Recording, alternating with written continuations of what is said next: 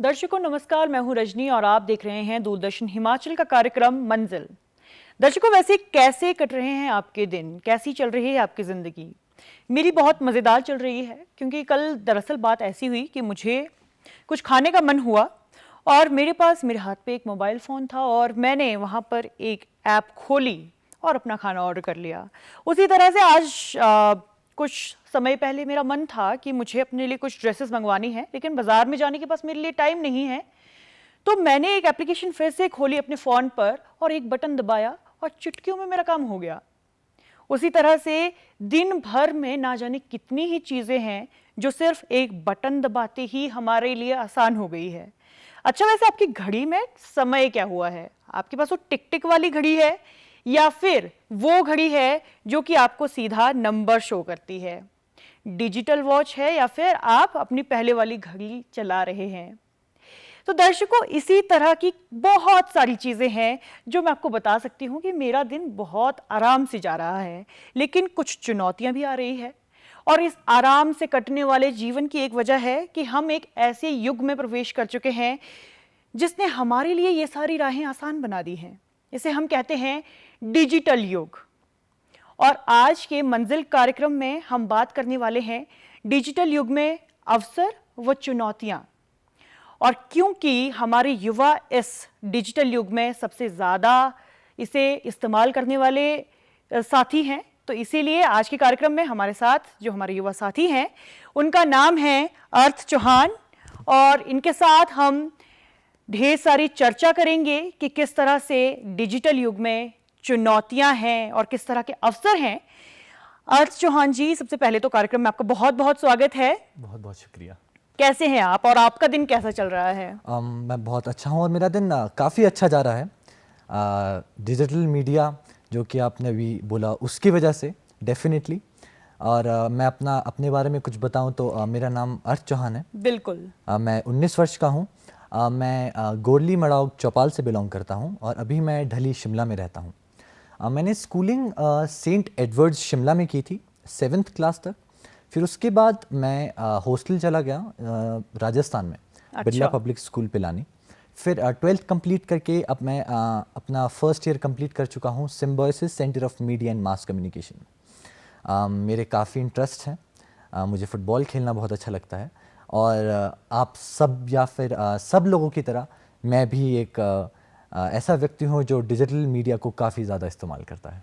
बिल्कुल, क्योंकि हम आजकल डिजिटल एरा में हैं। लेकिन सबसे पहले तो हमारे दर्शक यही जानना चाहते हैं कि डिजिटल एरा, डिजिटल युग, ये डिजिटल शब्द क्या है? देखिए, बहुत सिंपल शब्दों में डिजिटल मीडिया एक लैटिन वर्ड है मीडियस जिसको बोलते हैं, जो कि दो लोगों के बीच में एक कनेक्शन बनाता है, एक मीडियम के दौर की तरह काम करता है बेसिकली। अब इसमें अगर हम डिजिटल जोड़ देंगे तो बेसिकली डिजिटल या तो केबल्स के थ्रू या फिर सैटेलाइट के थ्रू बाइनरी डिजिट्स जो कि 0 और 1 में ट्रांसमिट होता है, जो कि आपके फ़ोन, टीवी, कंप्यूटर में आके इमेजेस, ऑडियो में कन्वर्ट हो जाता है। अच्छा, मतलब कुछ एक नंबर हैं जिन्हें हम बाइनरी नंबर कहते हैं, 0 1 हैं, और वो हमारी जितनी भी जानकारी है उसे इस नंबर में सबसे पहले बदलेगा और उसके बाद हमें प्रोसेस करके इंफॉर्मेशन देगा, स्टोर करेगा और ये सब चीज़ें होंगी। बिल्कुल।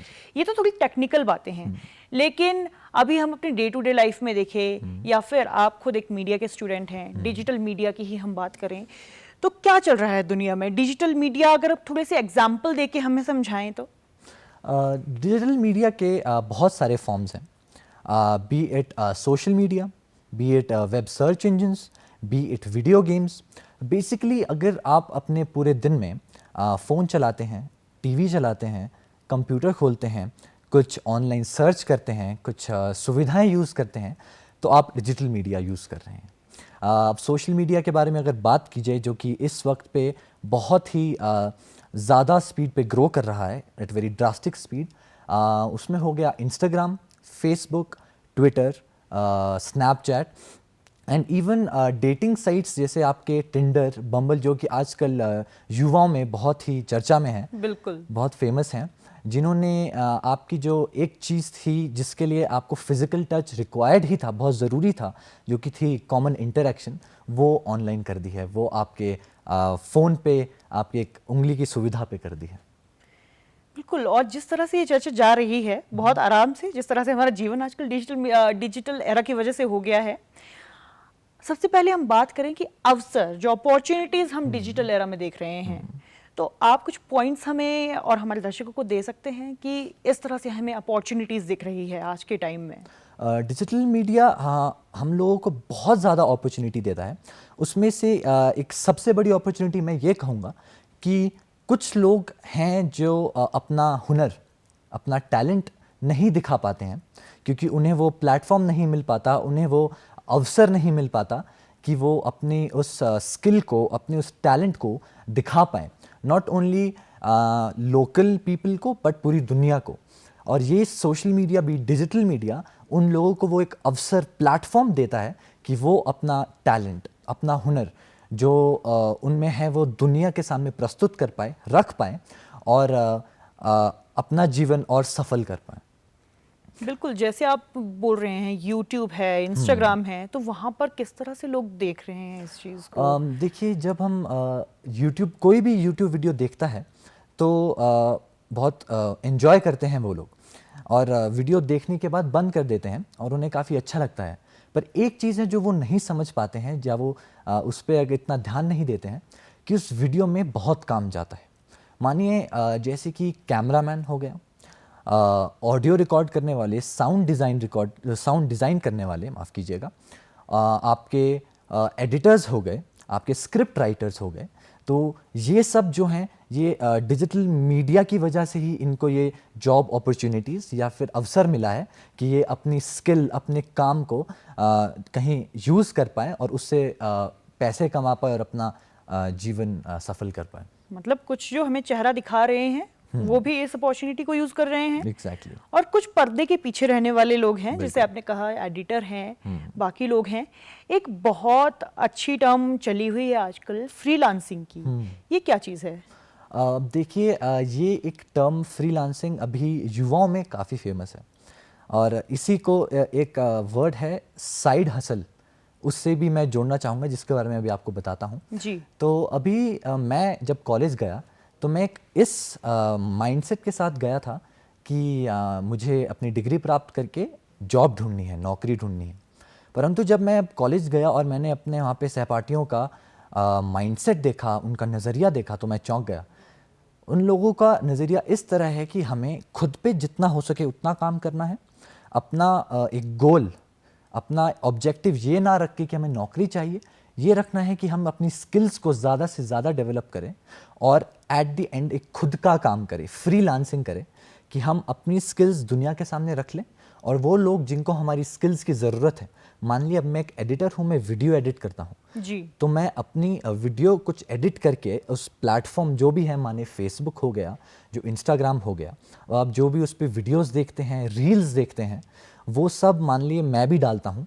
तो मैं अपना काम वहाँ पे आपके सामने रख रहा हूँ, पर आप एज अ कॉमन यूज़र उसको इतना गौर से, इतना उस नज़रिए से नहीं देखेंगे। पर जिन लोगों को उनकी ज़रूरत है वो उसी प्रकार की वीडियोस, उसी प्रकार के एडिटर्स, उसी क्वालिटी को ढूंढ रहे हैं।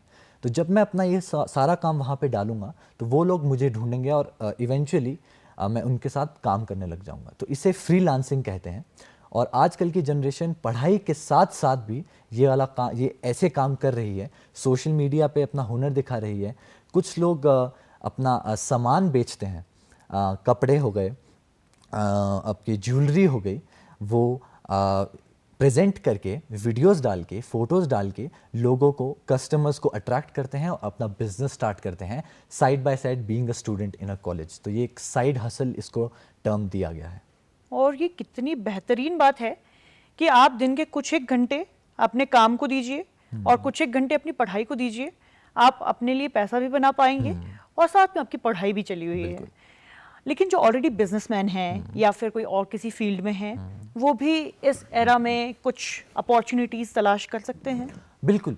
देखिए, हमें ये नहीं भूलना चाहिए कि ऑब्वियसली डिजिटल मीडिया यूथ को तो एक एडवांटेज देता ही है, एक करियर प्रोस्पेक्ट देता ही है, पर जो लोग ऑलरेडी एक स्टैंड अपना खड़ा कर चुके हैं, एक अपना बिजनेस खड़ा कर चुके हैं, उनके लिए भी एक बहुत बड़ी एडवांटेज है। क्योंकि उसके द्वारा वो क्या कर सकते हैं कि अपने बिजनेस को लोगों तक पहुंचा सकते हैं। अब अभी तक एक मान लीजिए एक सेलर है जो कि कपड़े बेचता है, वो अभी तक डिपेंड कर रहा था कि लोग उसकी दुकान में आएंगे और तभी उसका मुनाफा होगा या उसकी इवन सेल होगी। पर अब ऐसा नहीं है। अब वो वीडियोस बनाता है, अब वो फोटोज खींचता है और उसको ऑनलाइन डालता है, और एक फ़ोन के बटन से, जैसे आप शुरुआत में कह रहे थे, लोग उसे ऑर्डर कर लेते हैं और वो साइड बाय साइड फिजिकली और ऑनलाइन एज वेल पैसे कमा रहा है। तो जो लोग बिजनेस अपना ऑलरेडी खड़ा कर चुके हैं, जो लोग बड़े हैं, अब जो चाहते थे कि वो एक अपना हुनर, एक स्किल दिखा पाए दुनिया को, पर नहीं दिखा पाए, और अब सोचते हैं कि शायद बहुत लेट हो चुका है, ऐसा बिल्कुल भी नहीं है। ये प्लेटफॉर्म उन लोगों के लिए भी बहुत ज़्यादा हेल्पफुल है, और वो इस उम्र में भी अपना हुनर, अपना टैलेंट, अपना काम लोगों के सामने रख पाते हैं। तो हमारे पास अवसर बेशुमार हैं, बिल्कुल। लेकिन चुनौतियां हर जगह है, जैसा कि हमारे कार्यक्रम का नाम भी है। किस तरह के चैलेंजेस आ रहे हैं डिजिटल एरा में? देखिए, ऑब्वियसली अब जहाँ पे एडवांटेजेस हैं वहाँ पे डिसएडवांटेजेस भी होंगी, बिल्कुल। और इस केस में भी ऐसा ही है। तो मैं पहले शुरुआत करना चाहूँगा बच्चों से। तो देखिए, जो बच्चे मान लीजिए इवन 8th-9th क्लास के, 8वीं 9वीं कक्षा के बच्चे, वो भी अब उनके पास भी फ़ोन है, वो भी ये एक्सेस कर पा रहे हैं डिजिटल मीडिया। तो मेरे अनुसार उस उम्र में जब वो अभी समझ रहे हैं, एक बिलीफ सेट कर रहे हैं खुद का, एक खुद की मेंटालिटी बना रहे हैं, फेथ सेट कर रहे हैं, उस पॉइंट पे अगर उन्हें इतना ज़्यादा एक्सपोजर मिले without any proper supervision and guidance, तो ये बहुत ही हानिकारक है। बिकॉज ऑनलाइन हम जो भी देखते हैं वो उस पर ज़्यादातर रिस्ट्रिक्शंस नहीं हैं। वहाँ रिस्ट्रिक्टेड गाइडलाइंस हैं, पर कुछ एक्सटेंट तक है। तो वहाँ पे कोई इंसान कुछ भी डाल सकता है। मतलब लूप होल्स हर जगह हैं। लूप होल्स बहुत हैं, मिस इन्फॉर्मेशन है। अब आप कुछ भी डाल रहे हैं वहाँ पे, कोई आपको नहीं बोलने वाला है कि आप सही हैं या गलत हैं, कोई आपको नहीं रोकने वाला कोई नहीं है कि ये मत डालिए, और वो वाला कंटेंट सब देख रहे हैं। या फिर रोक भी दे तो कितनों को रोके? सही बात है, बिल्कुल। तो अब उस उम्र में अगर आप ये सब देख रहे हैं बिना किसी गाइडेंस के, तो बहुत ज़्यादा हानिकारक है। फिर हम आगे बढ़ेंगे तो जो हमारे बुज़ुर्ग लोग हैं, जिनके लिए ये सब अभी नया है, युवाओं के लिए तो अभी ये बहुत ही आसान हो गया है, और it's very easy to access it and analyse it. पर जो बुज़ुर्ग लोग हैं और जिनको ये अभी सब बहुत नया नया है, वो लोग फेसबुक चलाते हैं। तो जब वो कुछ इन्फॉर्मेशन देखते हैं, there is no fact checking. मतलब तथ्यों की जांच नहीं कर रहे हैं। बिल्कुल। कुछ ये कहाँ से आ रहा है, सोर्स क्या इसका रिलायबल है, क्या इस पर हम विश्वास कर सकते हैं? जो ये हमें बताया जा रहा है, बी एट आपकी मेडिकल आपके जो फैक्ट्स होते हैं कि आप ये खाएंगे तो आपकी हेल्थ और अच्छी हो जाएगी, मोटापा कम हो जाएगा, इस तरीके के इन्फॉर्मेशन बहुत लोग हैं देने वाले डिजिटल मीडिया पे। अब किस को कौन देख रहा है और कौन किस पे विश्वास कर रहा है, तो ये एक बहुत बड़ा चैलेंज है हमारे लिए कि हम बुज़ुर्गों को उतना नॉलेजेबल बना पाएँ, उतना उनको अवेयर कर पाएँ कि किस चीज़ पे विश्वास करना चाहिए और कौन सी चीज़ विश्वास करने लायक है। अच्छा, इसे ही शायद हम डिजिटल लिटरेसी कहते हैं। एग्जैक्टली। कि हमें आज के दौर पर हम जिस डिजिटल एरा में डिजिटल टेक्नोलॉजीज को यूज़ कर रहे हैं, इसे किस तरह से यूज़ करना है, कितना यूज़ करना है, और किस इंफॉर्मेशन को हमें लेना है और किस इंफॉर्मेशन को छोड़ देना है, डिजिटल लिटरेसी है। एक और टर्म हम काफ़ी सुनते हैं, डिजिटल डिवाइड। क्या है ये? देखिए, डिजिटल डिवाइड आपका दो क्लासेस में एक डिवीजन लाता है। फॉर एग्जांपल, कुछ लोग हैं वो आर प्रिविलेज्ड, जिनके पास ये इन चीज़ों का एक्सेस है, इंटरनेट का एक्सेस है, डिजिटल मीडिया का एक्सेस है, पर कुछ लोग हैं जिन पे ये एक्सेस नहीं है।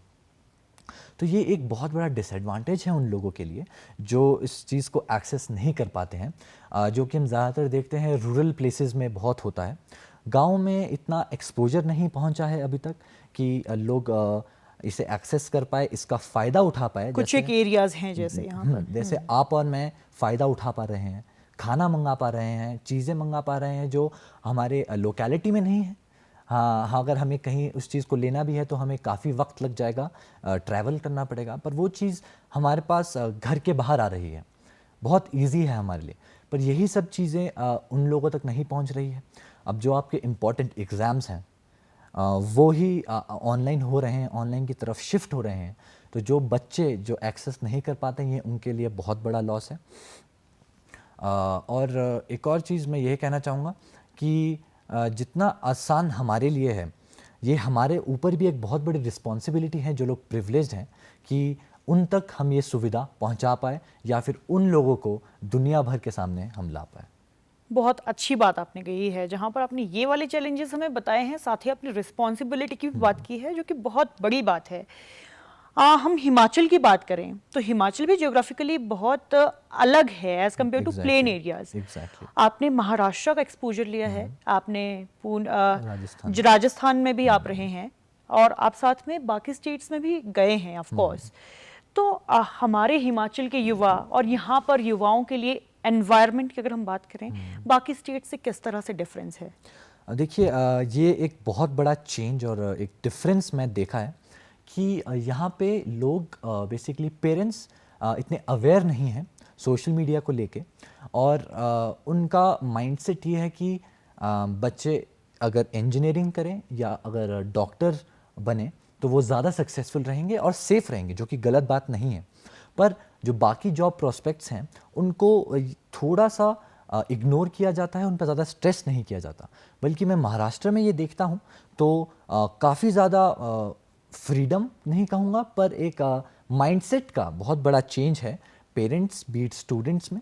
वो उन्हें एक्सपोजर ऑब्वियसली क्योंकि ज़्यादा मिला है, उन लोगों को जगह जगह अलग देशों का पता है कि वहाँ क्या हो रहा है, वहाँ पे चीज़ें कैसे होती हैं और यहाँ पे चीज़ें कैसे अलग है हमारे साथ। और जब वो गैप है और वो लोग उसको ज़्यादा स्पीड से कम कर पाते हैं एज़ कम्पेयर टू हम लोग जिनके पास इतना एक्सेस नहीं है। अगेन डिजिटल डिवाइड जो हमने कहा था।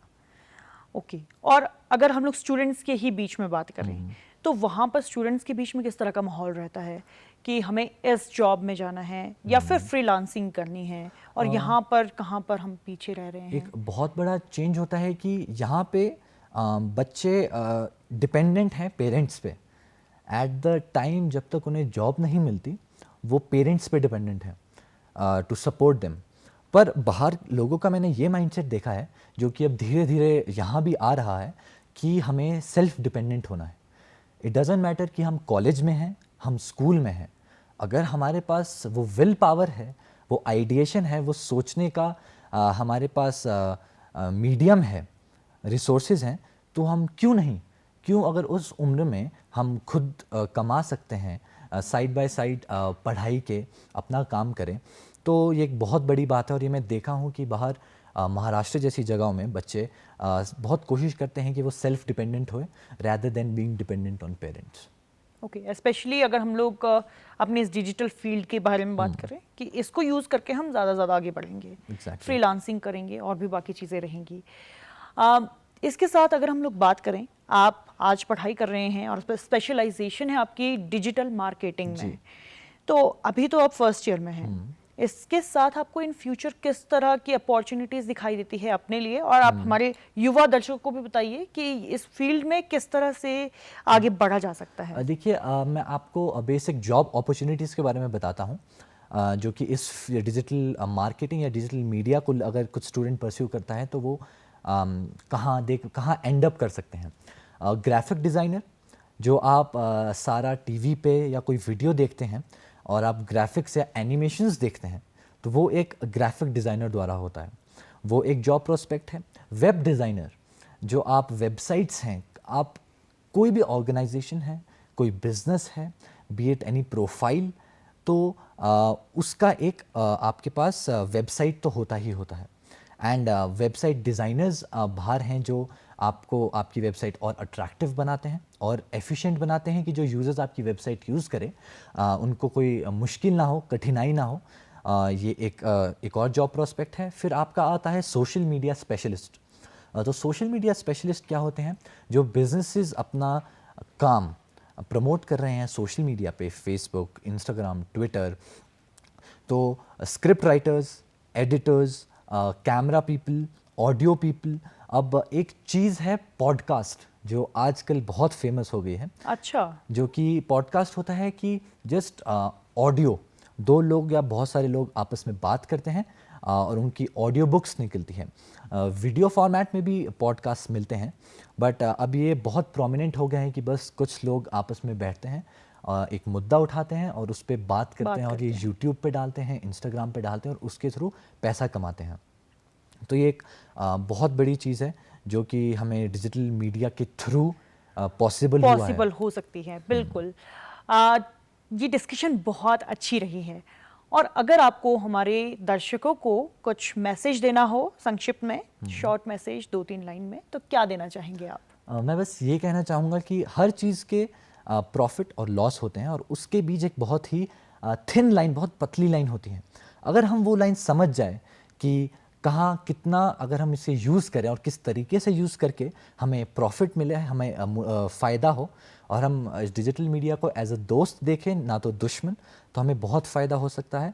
और इसके थ्रू बहुत जॉब अपॉर्चुनिटीज़ हैं, फ्यूचर हमारा बहुत अलग हो सकता है, और इसे हम जितना अपने लिए यूज़ करेंगे, अपने फ़ायदे के लिए यूज़ करेंगे, उतना ही बेहतर रहेगा। उतना ही बेहतर रहेगा। अर्थ चौहान जी, आपके साथ आज की डिस्कशन बहुत ही बेहतर रही है, और फिर भी मैं कहूँगी कि ये फील्ड इतनी वास्ट है कि इसमें अभी भी बहुत सारी चीज़ें खोजने की ज़रूरत है। लेकिन आज के समय में डिजिटल एरा है और हमारे पास संसाधनों की कमी नहीं है, जहाँ पर हम अपने लिए बहुत सी चीज़ें खोज सकते हैं, बहुत सी चीज़ें जान सकते हैं।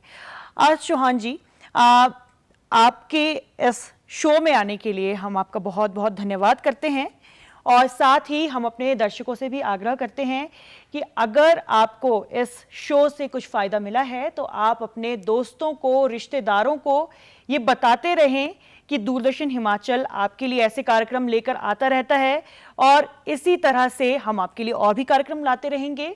आप बने रहिए दूरदर्शन हिमाचल के साथ। हम मिलेंगे आपसे अपने अगले कार्यक्रम में। तब तक के लिए नमस्कार।